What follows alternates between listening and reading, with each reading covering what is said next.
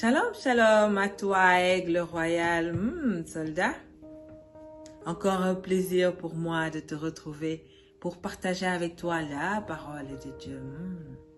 Qui que tu sois, où que tu sois, je prie Dieu du haut de son trône d'ouvrir maintenant au-dessus de ta tête les portes du ciel et de déverser dans ta vie sa faveur en abondance.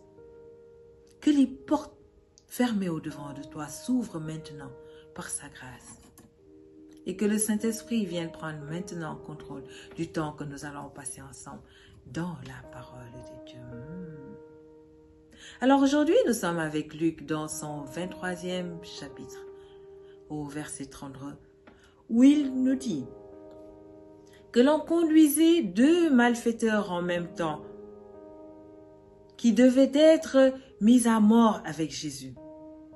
Lorsqu'ils furent arrivés au lieu appelé Crâne, ils le crucifièrent là, ainsi que les deux malfaiteurs, l'un à sa droite, l'autre à sa gauche.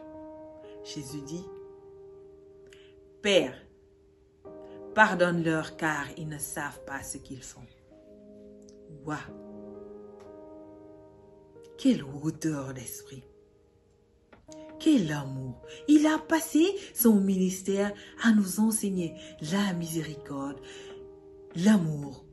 Mais là, il a mis la cerise sur le gâteau en nous apprenant que il n'y a aucune offense que nous ne pouvons pas pardonner. Il a été humilié, maltraité, crucifié, tué et il a pardonné. Mon ami, qu'est-ce que ton frère, ta sœur t'a fait que tu ne peux pas pardonner? Jésus a passé son temps à prier pour atteindre ce niveau d'esprit. Toi aussi, tu ne peux pas passer ton temps autrement que de prier matin, midi et soir pour pouvoir habiter dans les hauteurs et pouvoir pardonner à ceux qui te font du mal. Comment pardonner à un père qui a passé son temps à te violer pendant toute ta jeunesse? Aujourd'hui, tu es avocat. Tu as la possibilité de le mettre en prison. Mais Jésus te dit, il faut pardonner. Tu gardes les enfants en disant tous les jours à tes petits-enfants, maman est partie en mission. Et tu apprends que maman passe la nuit pendant toute sa mission dans la chambre du patron. Tu n'as envie que d'une chose, c'est de déposer là les enfants et d'aller vivre ailleurs. Mais Jésus te dit non, il faut pardonner. Et toi, femme, tu te donnes corps et âme pour que ton mariage soit un succès. Et tu te rends compte que ton mari t'a toujours trompé. Tu n'as envie que d'une chose, c'est je te tends l'allée toi aussi. Et Jésus te dit, il faut pardonner. Tu as gardé un enfant depuis qu'il est tout bébé. Il est grand aujourd'hui, il est indépendant. Mais c'est lui qui te traite de sorcière. Oh Seigneur, comment pardonner? Nous ne pourrons jamais pardonner de si grandes offenses si nous ne passons pas du temps dans la prière, la méditation de la parole de Dieu, dans le jeûne. Mon ami, Jésus n'habitait pas dans les hauteurs sans le Saint-Esprit. Alors toi qui es épouse du Saint-Esprit, toi sur qui repose le Saint-Esprit, tu dois puiser en lui ta force pour pouvoir rester dans les hauteurs. La louange doit être toujours sur le bord de tes lèvres.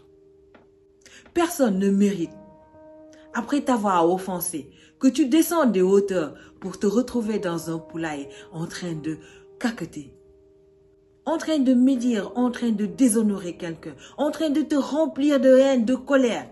Non. Ce sont des esprits qui appartiennent au camp ennemi, pas au camp de notre Dieu.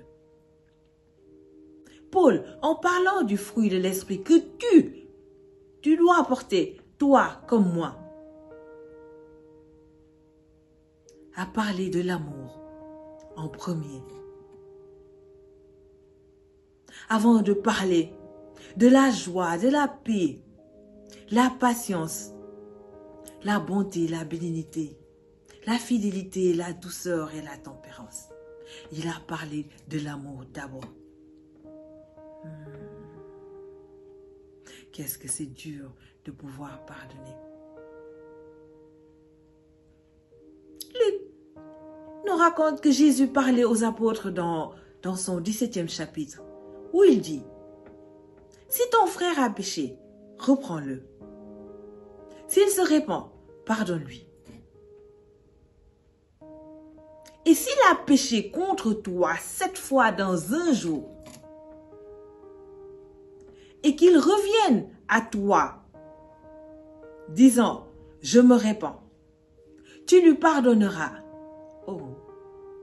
Les apôtres ont dit, Seigneur, augmentons-nous la foi. Mais c'est trop dur.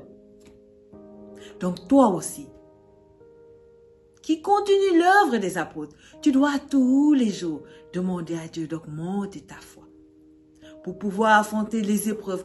Car plus tu vas grandir en esprit, plus tu vas rencontrer des démons encore plus puissants. Et tu devras tous les jours demander la grâce au Saint-Esprit d'augmenter ta foi. Mais ne t'amuse jamais à demeurer sans prier, car tu vas te retrouver en train de caqueter comme tout le monde, en train d'appeler ton ami pour lui raconter des choses comme tout le monde. Or, tu dois prier et laisser Dieu faire son travail de juge. Qu'il est bon de marcher dans les pas de Jésus. Et qu'à la fin de son séjour sur la terre, tu puisses dire, j'ai accompli ma course.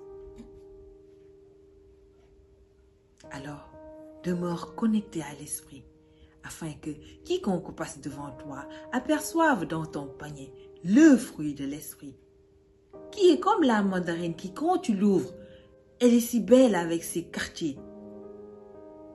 Et là, on verra tous les quartiers de l'amour,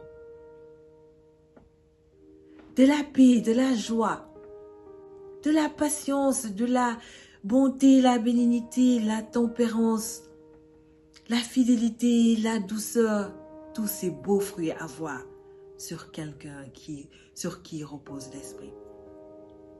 En tant que soldat de Dieu, si tu dois pardonner, t'exercer tous les jours à pardonner, tu dois aussi faire très attention à ne pas te retrouver sur la liste de ceux qui font souffrir les autres. Car quand nous faisons souffrir quelqu'un sur qui repose l'Esprit de Dieu, nous ne le faisons pas souffrir lui seul, nous le faisons souffrir lui et son époux, le Saint-Esprit qui repose en lui. Et là, ça devient très compliqué. Beaucoup de gens ont fermé les portes au-devant d'eux parce qu'ils ont fait du mal à des gens que Dieu avait choisis. Or, ce n'est pas parce qu'une personne ne porte pas un habit blanc ou une soutane qui n'est pas consacré à Dieu, qui n'est pas choisi de Dieu, que l'Esprit de Dieu ne repose pas sur lui. Car David ne portait pas d'habit blanc. Daniel non plus. Mes amis, nous devons faire très attention si nous voulons demeurer dans la présence du Saint-Esprit. Jour et nuit, nous devons méditer la parole de Dieu afin de connaître le chemin, la vérité et la vie. Sois béni, toi qui as décidé de t'accrocher au Saint-Esprit, de rester connecté au Saint-Esprit afin de pouvoir toujours pardonner, même quand tu es humilié, maltraité. Moi, c'est Soldat Victoire de l'armée du Dieu vivant.